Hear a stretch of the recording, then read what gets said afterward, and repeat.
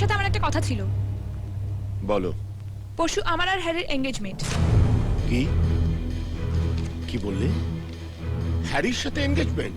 না, তোমার এত বড় স্পর্ধা, তুমি আমার মুখের উপরেই কথা বলো। তুমি ভাবলে কি করে বিয়েতে আমার মত থাকবে? আমি তো শুধু তোমাকে জানিয়েছি, তুমি মত দিলে ভালো, না দিলে আমার কিছু করার নেই। বাবা কি হয়েছে? কি বলছে শুনেছো? হ্যারির সঙ্গে নাকি ওর এনগেজমেন্ট। শুনে রাখো, তোমার বিয়ে আমি রাজের সঙ্গেই দেব। আর কোনোদিনও যদি হ্যারির নাম তোমার মুখে শুনেছি না, তুমি কি আমাকে জোর করার চেষ্টা করছো?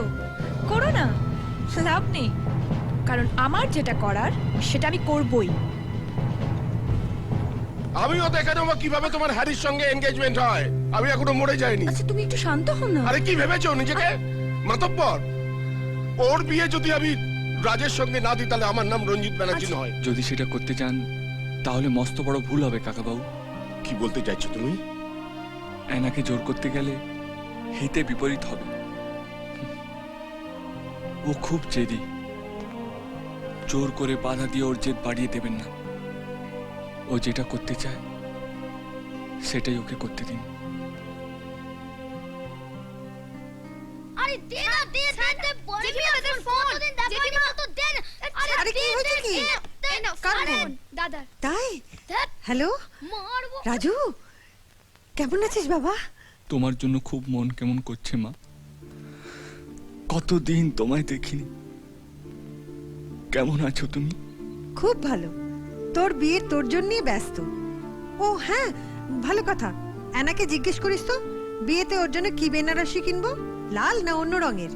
আমি সব জেনে নেবো অ্যানার কাছ থেকে।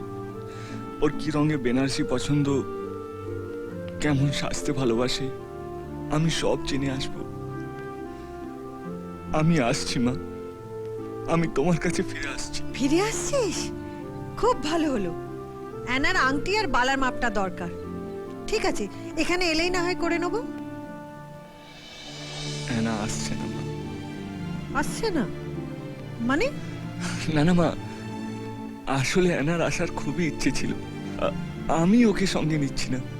দুদিন বাদে ওর পরীক্ষা, অথচ বিয়ের আনন্দে পড়াশোনা সব শিখেই তুলেছে। আমি এখানে আছি বলে আরো বেশি পড়ছে না। তুমি তো জানো ও কত ছেলে মানুষ। তোর গলাটা অমন লাগছে কেন বাবা? অ্যানাকে ছেড়ে চলে যাব তো, তাই একটু কষ্ট হচ্ছে। তোমার বৌমাকে আমি বড্ড বেশি ভালোবাসি।